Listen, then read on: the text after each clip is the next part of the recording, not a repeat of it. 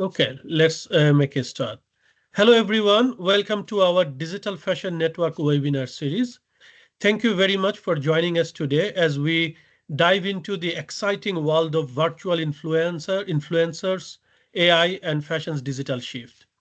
I am Abu Sadat Mohammed Saim, your host for today's webinar. This webinar is brought to you by the Digital Fashion Network Project and Arts and Humanities Research Council funded project hosted at the Manchester Metropolitan University. Before we kick things off, okay, I'm admitting on one of the guests. Before we kick things off, let's cover some quick housekeeping stuff. First of all, we love having an engaged audience, so don't hesitate to shoot us your burning questions in the Q&A section. As you will see at the top of your screen, there are both Q&A box as well as the chat box. And in the past, I saw both boxes were used to send us questions. So feel free to use whatever you feel convenient. There is no restriction or guidance from our side. Okay. And before I hand over the floor to our speakers, I would like to just introduce them to you. We have got two speakers, two presenters today, connecting us from two different parts of the world. Dr. Evrim Buyukaslan-Oosterom.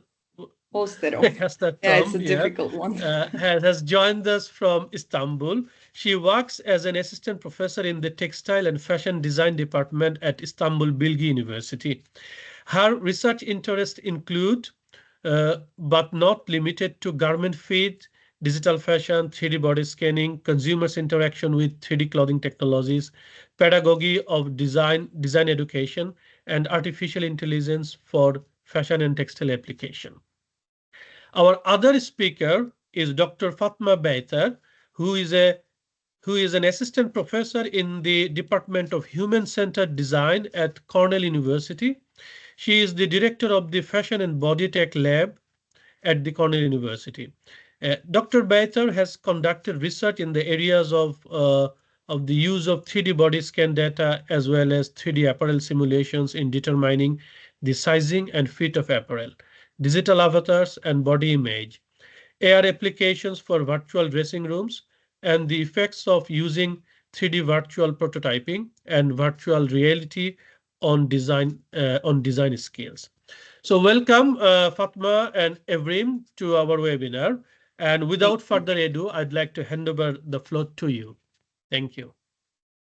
Okay, thank you. So I think I will be sharing my screen and then Dr. Fatma will start. So let me share my screen and go to the presentation. All right. So. Yes, we can see your screen correctly. Yeah, over to you. Yeah, Fatma, you can start if you want. Okay. Hi, everybody. Thank you so much for joining our talk today. I would like to start with presenting you our plan for the talk. Well, we also had some two introduction slides about ourselves, so we'll make sure to keep them short. And then I'll be talking a little bit about the rise of virtual fashion and AI's role in fashion's digital shift.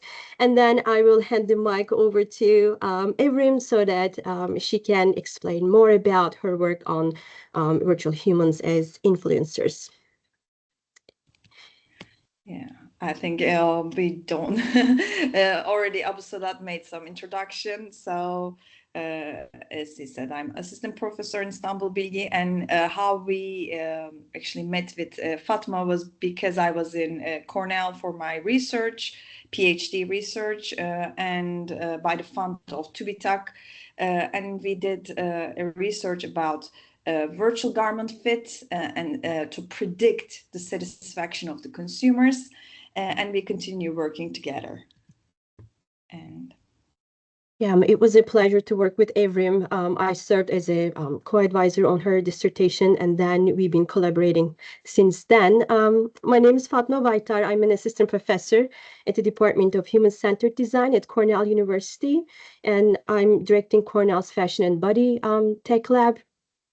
We've been doing research anything related to digital garments and digital bodies and how both interact. And we've been lucky to be funded from federal entities such as NSF and USDA, as well as internal grants from Cornell Atkinson Center for Social Sciences, and so on. And in our lab, we have access to 3D body scanners, 3D software programs, and such to help us support our research efforts. And this is our website. If if you would like to learn more about us, you can check this website out. We'd like to start with talking about the rise of virtual fashion. As you all know, we've been seeing more and more converging between the physical and digital worlds. It's happening at a faster pace ever than before. There's always a talk about virtual try-ons and digital avatars. We've been using 3D body scanners to create avatars, or software programs to create meshes and then make them look like avatars. But then we've been seeing how these are becoming more combined and unified as we go. DressX is one of the most recent examples of how virtual garments can be used by people. Digital garments can be overlaid on people so that they can be used all different purposes. Here we are showing you that, the DressX, for example, is advertising their technology as something that can be used. Digital garments can be used as outfits for dating apps or for business purposes. And digital garments have been also increasingly used on platforms such as Decentraland and Roblox. And this is a new era for consumers. The fashion's digital shift has been transforming how we are engaging with digital entities. Augmented reality can be one example to that. There's also an increase in apps in which consumers can, for example, try on virtually makeup, different nails, etc., as well as garments. In particularly, AR's use in pants have been on an increase. Another way to use these digital tools would be using artificial intelligence, AI, where outfits can be generated based on body types of users, based on personal preferences, and even for their mood. And we've been also seeing a lot of work related to NFTs in fashion. In this case, these tools allow users to own one-of-a-kind digital designs. Artificial intelligence has been gaining huge traction, again, at a very fast pace, and it can greatly influence how we design, how we create products, and how we connect with the consumers in our field. And this technology can help us innovate faster, make hopefully smarter decisions, more informed decisions, and create deeper and more meaningful connections. In the following 4 slides, we briefly summarized how we see AI's potential and current use in the fields of fashion design and marketing. Artificial intelligence can be used at the technical product development stage, pattern making stage. Once designers get the ideas, fashion design ideas, styles handed to them from designers, they can use this technology to optimize their patterns and make adjustments for fit based on body types, for the intended purpose of the garments, related to functionality. And then eventually this technology can help them save materials.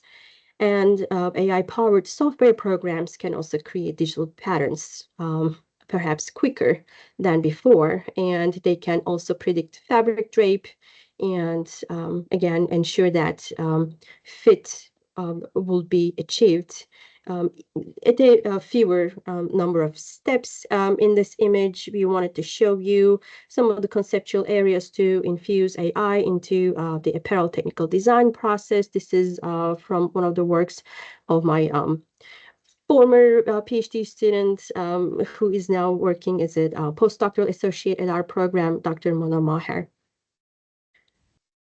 And next slide. And artificial intelligence can be used in product development and can help us to develop products based on the user's needs and, again, preferences in a smart, fast, and perhaps better way by using tools such as trend forecasting. Companies can analyze data points that they can get from social media posts, online searches, and sales trends so that they can make better predictions related to styles, colors, and materials. This process may involve also using AI in material innovation. Now we've been seeing companies using this information to simulate better fabric behaviors. And related to product development, we also think that brands can leverage AI to create more personalized designs tailored for individual, again, preferences, which can make made-to-order fashion more accessible. And this is something that we already see, the use of AI in sales and consumer engagement. Now we've started to talk with virtual assistants more and more. Companies who sell products online, they use AI chatbots and virtual assistants to improve customer experience. They answer our questions.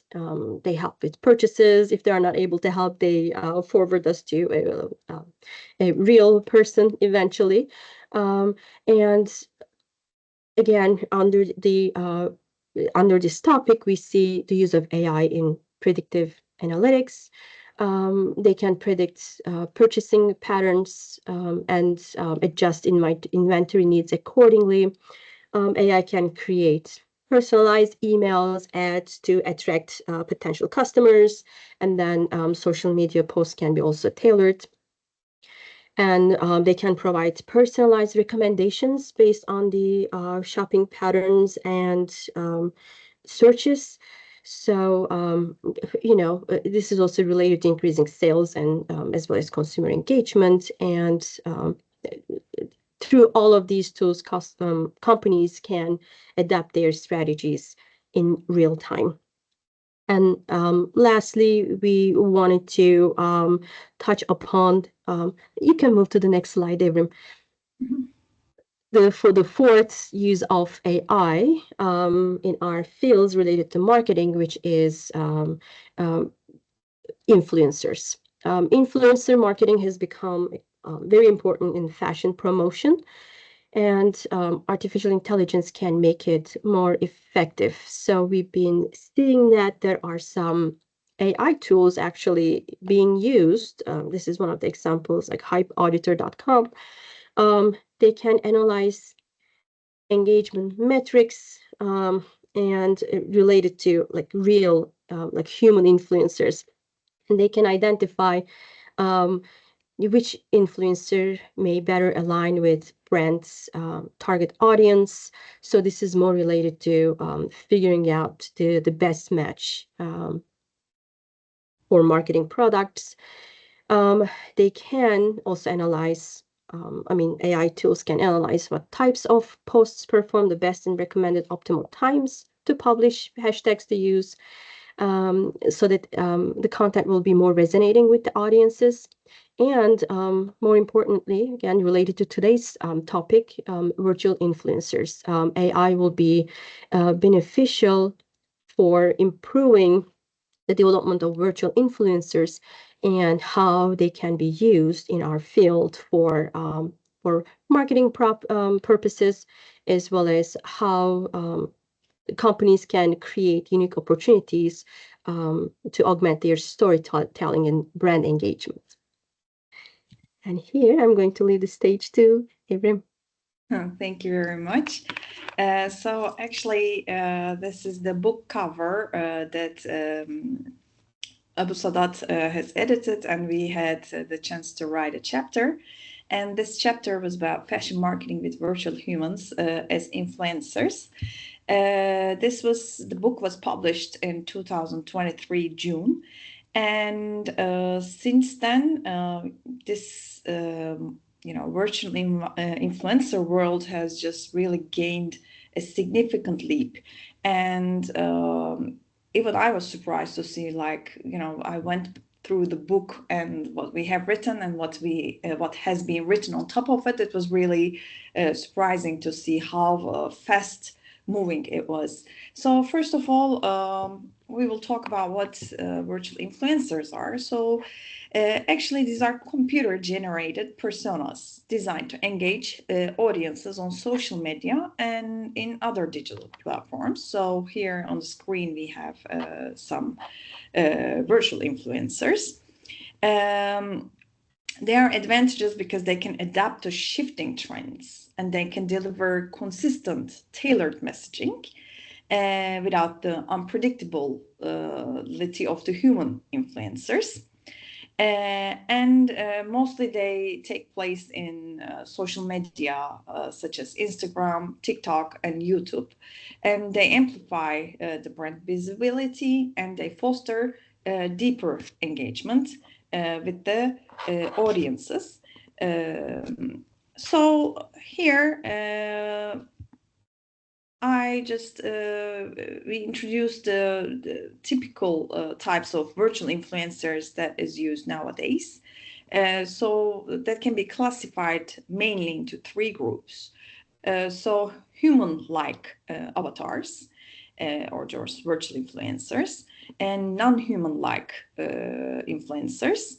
Like this is from the brand Geico Gecko, and the doll-like influencers such as Barbie, and the other one is also pretty well known. I can't really pronounce the name, but Nuri, something like that. So these are three different classifications of virtual influencers.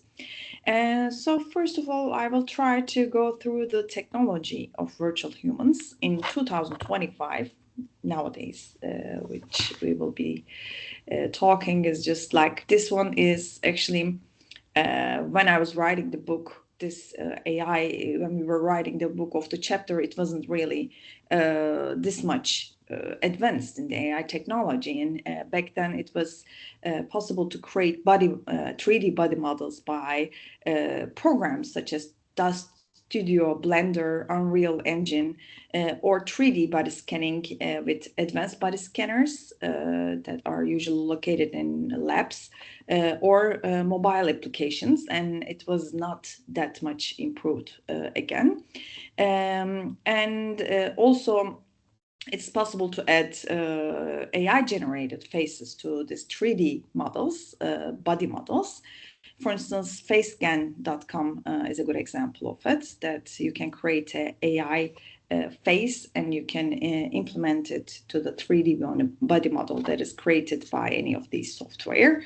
You can also add motion to the 3D model by using full motion capture suits, or some applications like Mixamo, or some open files, motion files, which are created by the community. And also you can add interesting backgrounds to the avatars, to the influencers, by using programs from Adobe, like After Effects. So this is more professional level. But there are also ways to make it easier, which will be coming in the next slide. So as I said in this slide, mobile apps were actually gaining importance in the last 2 years, what I witnessed. And after the book, I just tried to see, we were just like, what is happening with the mobile application in the 3D body scanning field. And we just tested a body model, a person, a real subject, a woman, by using these mobile applications. Basically, a regular iPhone is used to scan our subject. So this one is Common Sense Machines, which is an online application, again, provided for mobile phones. And by uploading a 2D photograph of your own body, you can create a 3D model just by the picture, and you can export this model in different file formats as listed here.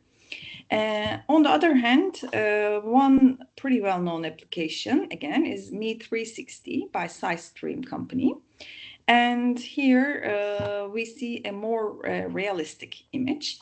This works by also you just place yourself or just a model in front of the camera, and there's a figure, and the person who is being scanned must be inside the template, and the phone must be at a certain distance to the person, and at the end you can achieve a pretty realistic 3D model, but it's unable. But the users are unable to export the 3D model to use in other applications. That's maybe the downside of the app. On the other hand, there's this 3D Magi scan. This one is really very advanced because it really takes the like it's around the model. You take like 35 different images. So you just rotate your camera around the body, and it takes 45 images. And if you are a paid member, you can immediately see the 3D model. But if you are not a paid member, you have to wait a bit to get the body model.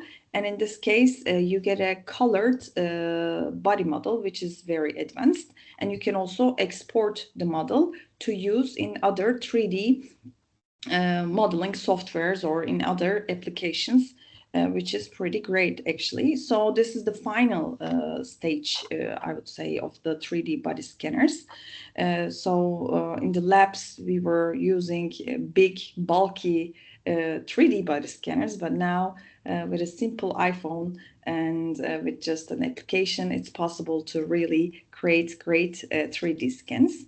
And here we can see the difference of the same person created, same person scanned with 3 different mobile applications. I was talking about these softwares, these different programs, but on the other hand, nowadays it is possible to create all of these by entering some prompts to the AI tools. For instance, by using TensorArt, OpenAI, or DALL-E, you can create static images of virtual influencers. On the other hand, with Vid.io or Video GPT, you can create videos of virtual influencers by just entering some prompts. So you don't need to know about programming or 3D modeling software or combine everything all together, but just by entering prompts, you will be able to create a virtual influencer. And probably that's the reason why nowadays we see way more number-wise, more virtual influencers in social media. Actually, we want to also talk a little bit about fashion marketing with virtual influencers, like how do they work in fashion marketing. In the book chapter, actually, we talked about it because until 2023, there were already some research done about this topic. So that was already summarized over there. So what we did was, like, since then, in the last 2 years, what has happened in the virtual influencer marketing. We try to understand this, and now I will try to present it here. First of all, the size of virtual influencer marketing has grown. So this is a graph taking from a market research feature from their report.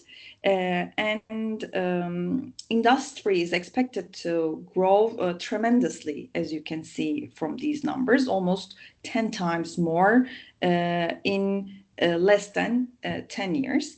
So that's a very big leap, I assume. So it's expected that this market will really grow. So it's important also to understand how virtual influencers work in the marketing field. So as I said, we made a 2 years search. So basically a library search was conducted by searching some words such as virtual influencer, virtual human, virtual humans, fashion, clothing, apparel. So since 2023 June, 20 more publications were found. These publications were either conference publications, proceedings, or articles in the journals. And we went through these articles, and especially the ones which were mostly cited. So from these articles, we made some conclusions. We took some conclusions. One of the questions we may ask from marketing perspective is that how should the virtual influencers look? And this is one of the questions that is asked mostly in the academia as well. Some findings says that human-like virtual influencers are less trusted than animated or doll-like virtual influencers. And similarly, another research says that uncanny valley effect, which is, like a freaking look of the avatar, may arise a fear, kind of. The AI experts should create non-humanoid or doll-like virtual influencers. So this article also suggests that non-humanoid or doll-like virtual influencers should be preferred compared to the humanistic human-looking influencers. On the other hand, another research say that brands should make the features of virtual influencers as human as possible. So this is a completely opposing perspective. By creating more naturalistic facial expressions, mild gestures, and emotional actions. Also, their responses in the social media, such as replies to the reviewer comments, should appear as it was generated by a real person. So this article, on the other hand, suggests that the virtual influencer should look as much as human as it gets. So we can see that there are really contradicting studies in the literature. So there are also other researchers which focus on the content of the posts of the virtual influencers. So some of them analyze, like this article analyzes the brand operated. So some virtual influencers are operated by the brands, like as Geico, and they tend to avoid negative emotions, probably not to damage the brand image. They avoid the negative emotions. On the other hand, hyper-realistic virtual influencers receive more likes and comments, so they get more interaction. So they also say that hyper-realistic, which is ultra-realistic, very human-like virtual influencers, receives more likes and comments. And they find that especially negative emotions that are exhibited by the virtual influencers create more interaction. Actually, this is a known fact that negative emotions, negativity is used in the marketing pretty often, or just to be talked about. So this also suggests strategically express negative emotions in the post could be a particle effective strategy to increase user engagement. I think this is an interesting finding still. So that was one other article which was cited pretty often. Also, what should virtual influencers post was also, nowadays we see that some virtual influencers collaborating with celebrities. So this research finds that it is not actually a good idea, because actual environment, like in a regular house setting or in a natural environment, looking realistic with a celebrity is not a good idea. People do not react well with these kind of posts. Instead of it, virtual worlds and cooperating, like with one virtual influencer collaborating with another virtual influencer, takes more attention and more interaction.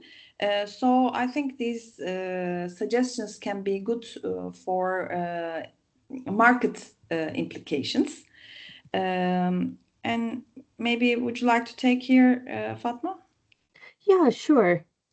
Uh-huh. Well, so in the previous slides, Evrim presented a very nice overview of the current landscape of virtual influencers um, and their potential impact.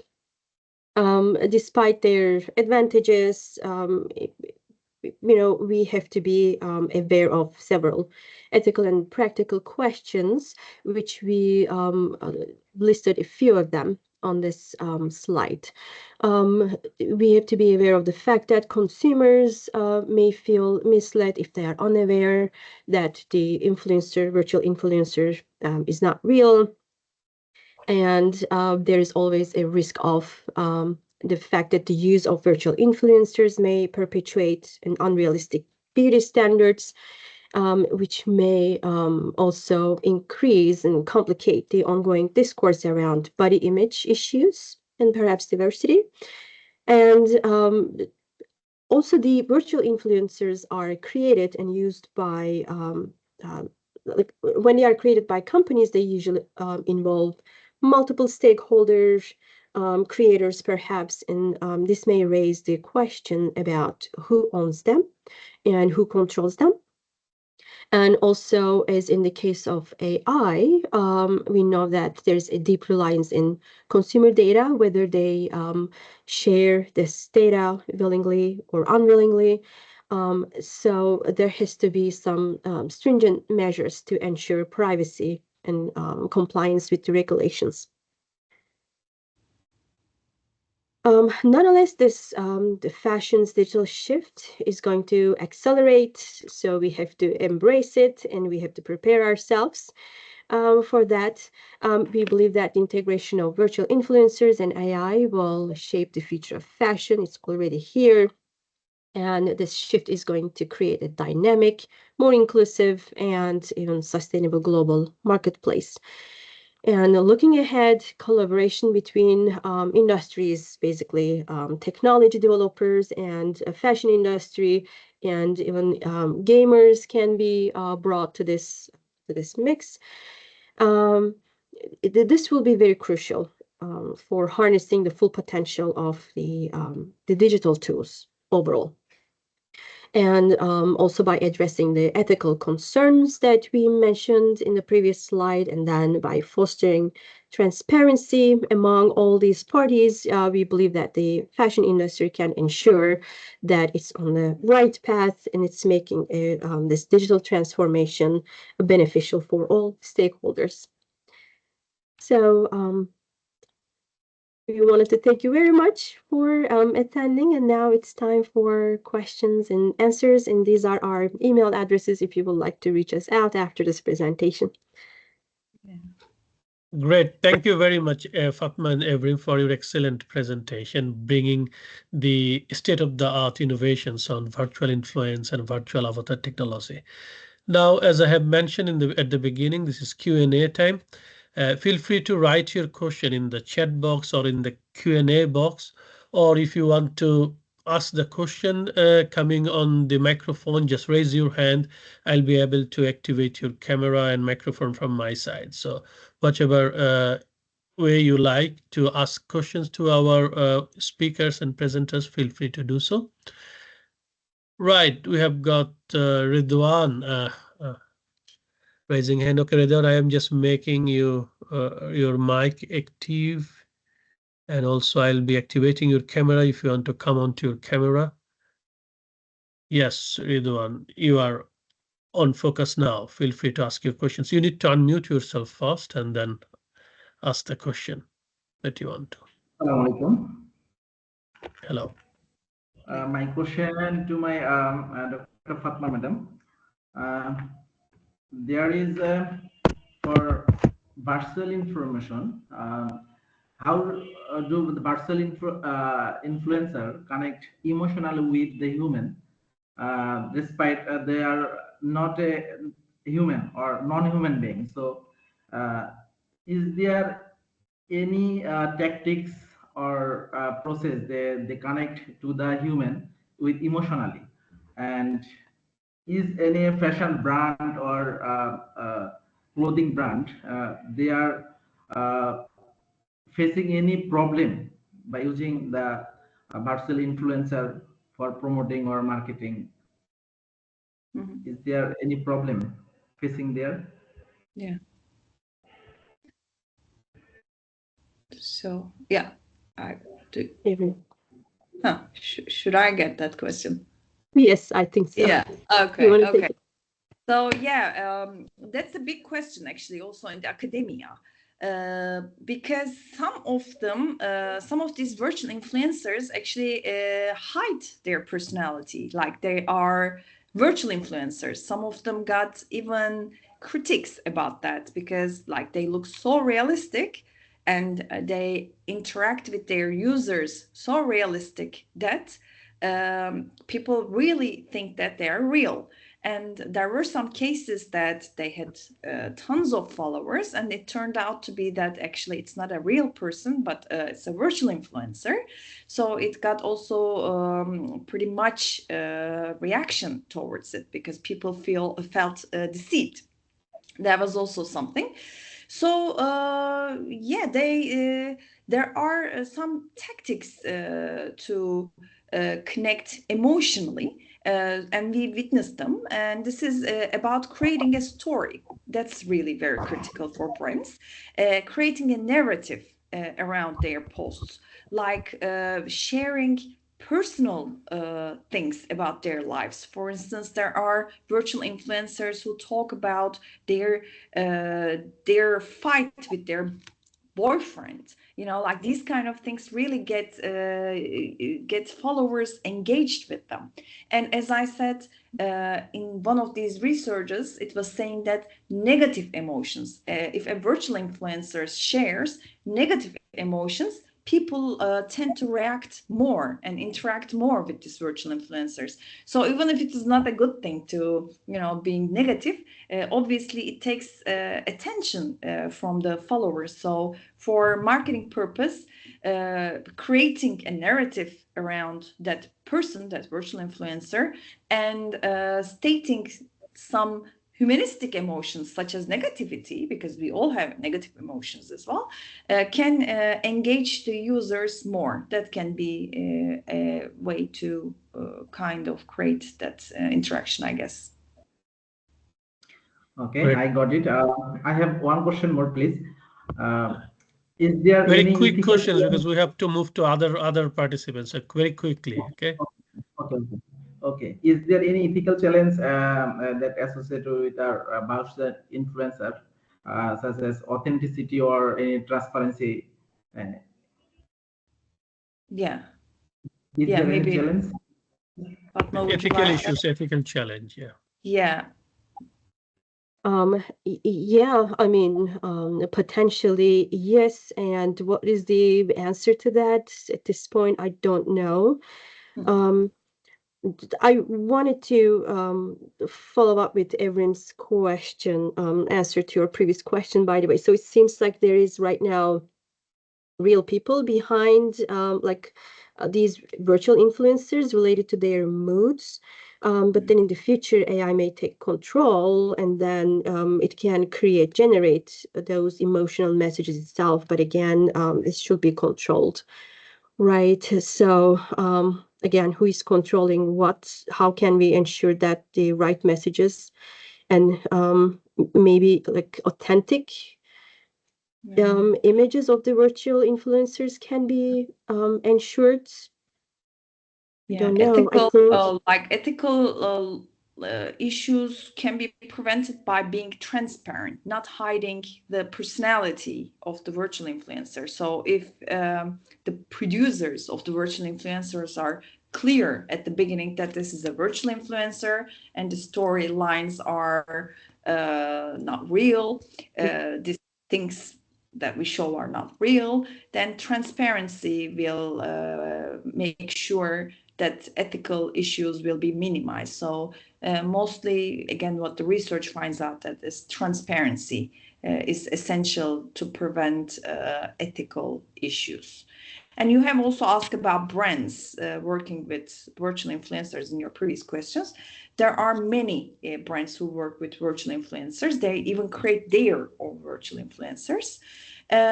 So far, I didn't hear any issues with them, like companies facing issues with virtual influencers, because they are basically controlled by companies at the back, and just like like what they will post, what they will talk about are discussed by these brands, this fashion brands. So they have a full control over the virtual influencer, which actually minimizes the risks from the company context. And we say this as an advantage of the virtual influencers, actually.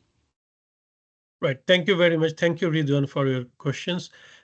We have got one question in the Q&A box, but before reading out the questions for our speaker, can we do a very quick activity? Can we go to the chat box and write our personal opinion and personal feelings that what influences us most, an virtual influencer or a real human influencer when we do online shopping? Can you write your opinion quickly in the chat box, and then I'll move to the questions written in the Q&A section. Okay, first, accept my apologies. We have got audience from different part of the world, and names are not familiar to me. If I pronounce your name, accept my apology. So we have got the questions from Sayuri, and Sayuri is asking regarding the mobile application. Sorry, regarding the mobile apps to scan the body, how accurate are the scanned avatars connecting to their body measurements? Is it possible to measure the scanned avatars from such application? Yeah, like I was surprised, as I said, we have big devices in our labs. I know that even the industrial scale scanners got smaller, but they were very pricey in the past, and they were very difficult. They were not mobile. Basically, it was sitting in a room, and you were only able to get in it and just scan your body. But now I was shocked by these mobile applications. They really do a great job, and the measurements are very accurate. Very accurate. I can tell you that they are very accurate. They even measure, like Me360 even measures the fat percentage, and even that was accurate. And how long does it take to scan a body using a mobile like scanner? Depends, as I said, those 3 applications I showed here, and we tested those. So one of them works with 2D image. That was pretty poor, so it didn't really create a good image, but it can be a good starting point, because you can export that image and work in another 3D modeling application to improve it. That takes just it's online also, not even an application, it's a website. You just put your picture and it just creates you the thing just in seconds. Me360 takes maybe 5 minutes to do so.